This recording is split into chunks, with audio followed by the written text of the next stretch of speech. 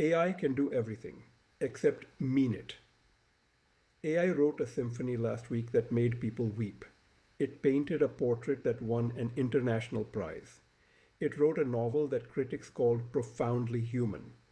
It diagnosed cancer before the oncologist walked in the room.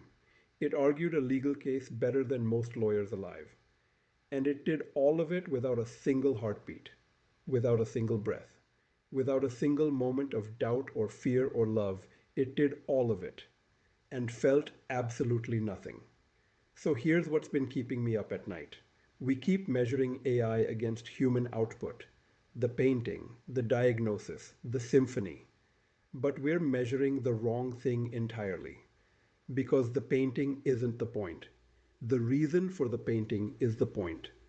The grief that made Van Gogh paint, the longing that made Beethoven compose deaf, and still reaching for something he would never hear again. AI has no longing, no grief, no unrequited anything. It creates without hunger. It speaks without need. And that changes everything. Because meaning requires stakes. It requires the knowledge that you could lose everything, that this conversation matters because your time is finite, that the person in front of you could be gone tomorrow and you will carry that for the rest of your life.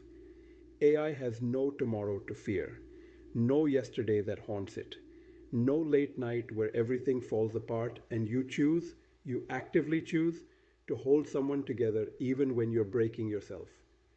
The last human skill AI will ever replace isn't creativity, it isn't intelligence, it isn't strategy or art or language. It's caring. Actually, genuinely, catastrophically, caring. And before you say, so what, the output is the same, ask yourself this. Would you want a surgeon who was technically perfect but didn't care if you lived?